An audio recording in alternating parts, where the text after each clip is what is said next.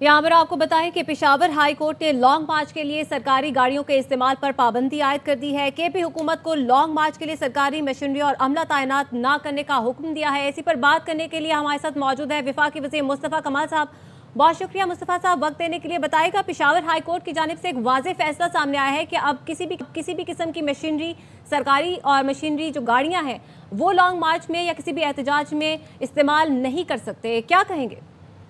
देखिए, ये बहुत ज़रूरी बात थी ये बात होना और इसका फैसला होना, क्योंकि देखिए ये मुल्क हमारा एक जो वफाक है और उसके 4 सूबे हैं, ये तो हमेशा ही ऐसा होगा ना कि सूबे में किसी और की हुकूमत होगी और वफाक में किसी और की हुकूमत हो सकती है। ऐसा तो बहुत शायद नादिर ही हो कि भाई चारों सूबों में एक ही पार्टी की हुकूमत हो।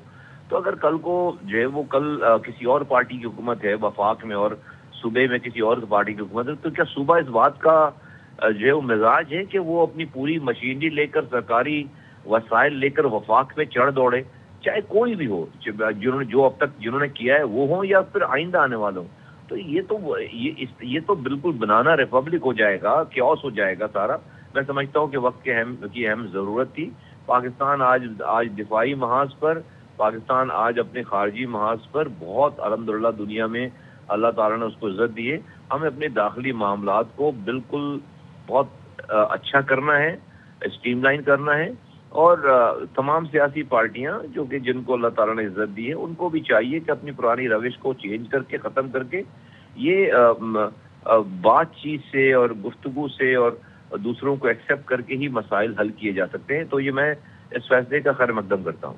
अच्छा मुस्तफ़ा साहब, ये मामला तब सामने आया है जब पाकिस्तान तहरीक इंसाफ की जानिब से सरकारी मशीनरी अपने एहतजाज और धरनों में और दीगर एहतजाजों में इस्तेमाल की गई। आप क्या समझते हैं कि जो PTI है इस पर अमल दरामद यकीनी बनाएगी?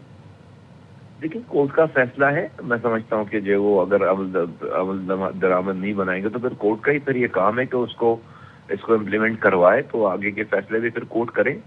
अपने फैसलों को इम्प्लीमेंट कराने के लिए भी कोर्ट ही इस्तेमाल होगी फिर। और मुस्तफ़ा कमाल साहब, आप ये समझते हैं कि जो फैसला है यकीनी तौर पर एक अहम फैसला है और खुशाइन फैसला है, ये दीगर सूबों में भी इम्प्लीमेंट होना चाहिए? ये पूरे पाकिस्तान में इम्प्लीमेंट होना चाहिए जी।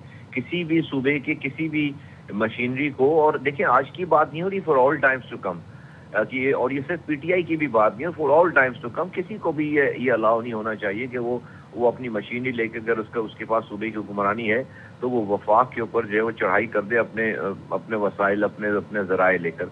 मैं समझता हूँ कि नहीं, इस चीज़ से बचना चाहिए, इज्तनाब बरतना चाहिए, और ये वफाक के लिए ठीक अच्छा शगुन नहीं है।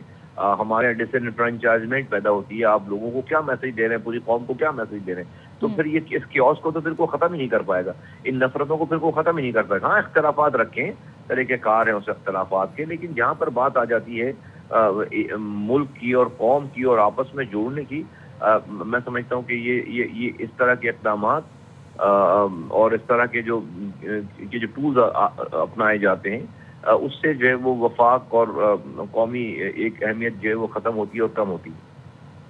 बिल्कुल मुस्तफ़ा कमाल साहब, आप बिल्कुल ठीक कह रहे हैं कि इख्तलाफ होना चाहिए, लेकिन सरकारी वसाइल जो कि जाहिर है आवाम का पैसा है, ये फैसला बहुत पहले हो जाना चाहिए था, मगर ये कह लीजिए कि देर आए दुरुस्त आए।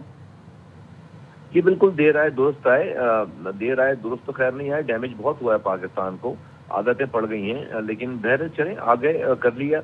और ये सिर्फ पैसे की बात नहीं है। मैं समझता हूँ कि ये कुछ एक अनस्पोकन सी कुछ लकीरें होती हैं जिनको क्रॉस नहीं करना चाहिए और नहीं होती हैं रियासतों में, मुल्कों में। और पाकिस्तान एक जो है वो फेडरेटिंग यूनिट्स हमारे हैं सारे, ये हमारे सूबे हैं, एक वफाक हमारा है, और मुल्क जो है वो एक वफाक से और सूबों की जो है वो अपनी आपस की इकाइयों से पहचाना जाना जाता है। अगर जो है दुनिया में ये नक्शा जाएगा कि मुल्क के अंदर ही एक सूबा ही, मुल्क में रहने वाला, साथ जुड़ा रहने वाला एक सूबा ही अपने वफाक के ऊपर अटैक कर रहा है और अपने वसाइल के साथ अटैक कर रहा है, तो आप जो है वो अपने बाहर के दुश्मन को क्या जाकर जवाब देंगे, या क्या उससे आर्गूमेंट करेंगे, या अपने मुखालफिन को क्या जवाब देंगे? तो मैं समझता हूँ कि ये बिल्कुल और कभी भी फिर मुल्क स्टेबल नहीं हो सकता। और ये जो आप अपनी नई नस्लों को क्या मैसेज दे रहे हैं, क्या पैगाम दे रहे हैं, ये इसकी कॉस्ट बहुत ज्यादा है। फाइनेंशियल कॉस्ट से बढ़कर ये जो कॉस्ट है, ये फैब्रिक जो खत्म होता है सारा, ये कॉस्ट बहुत ज्यादा है, मैं समझता हूँ किसी भी मुल्क के लिए। لیکن مصطفیٰ صاحب ایسے میں سوال یہ ہے کہ ایسی مثالیں آخر قائم ہی کیوں ہوئی؟ دیکھیں لیڈرشپ جو ہے نا، جو بھی کہتے ہیں کہ it's not a bed of roses, leader جو ہے نا، لیڈر ہی چلاتا ہے ساری چیزوں کو. یہ سارا قصور لیڈر کا ہے اور لیڈروں کا ہے جو بھی یہ کرے، اور یہ اس کا کریڈٹ بھی لیڈر کو جائے گا کہ اگر وہ اس طرح کے دیکھیں آپ تو جس طرف لوگوں کو ڈالتے ہیں لوگ اس طرف لگ جاتے ہیں. اس لیے کہتے ہیں کہ بھائی بہت سارے فیصلے جب آپ بڑے ہو جاتے ہیں، آپ کا رول بڑا ہو جاتا ہے، تو آپ کو بہت تحمل، بردباری، برداشت کا مظاہرہ کرنا چاہیے. اپنی ہر پرسنل چاہت کو اپنی پالیسی کا حصہ نہیں بنا لینا چاہیے، کیونکہ اس کے ریپرکشنز بہت زیادہ ہیں. لوگ آپ کے کہنے پہ لگ جاتے ہیں، وہ پھر اس کو انڈو آپ نہیں کر سکتے، اور اس کی جو ہے وہ فار سائٹڈ اس کی کانسیکوینسز کا جاننا، ایویلویٹ کرنا بہت ضروری ہے. تو میں سمجھتا ہوں کہ یہ جو سارا آج ماحول ہے، یقیناً جو ہے وہ جو لوگ اس کو کرتے ہیں اور وہ جس کے کہنے پہ کرتے ہیں، جس کے وہ فالوور ہیں، قصور تو پھر سارا ادھر جاتا ہے. اچھا مصطفیٰ کمال صاحب، آپ کیا سمجھتے ہیں کہ آپ پی ٹی آئی کی جو احتجاجی تحریک ہے اس کا اس پہ مطلب اس فیصلے کے بعد کیا اثر پڑے گا؟ کیا وہ خود سے وسائل پیدا کر سکتی ہے پی ٹی آئی؟ کیونکہ ہم نے دیکھا ہے کہ پچھلے جتنی بھی احتجاجی تحریکیں ہوئیں سرکاری وسائل ہی استعمال کیے گئے. میں سمجھتا ہوں کہ جو ہے وہ حالات بہت چینج ہو گئے ہیں پاکستان کے، اور مسلسل چینج ہوتے چلے جا رہے ہیں. اور جو کچھ ہم نے پہلے دیکھا ہے اس ملک میں ہوتے ہوئے، مجھے نہیں لگتا کہ آپ حالات اور واقعات اس چیز کی اجازت دیں گے اور ہم وہ مناظر جو دوبارہ دیکھیں گے پاکستان میں. Gone are the days. میں سمجھتا ہوں کہ نہیں.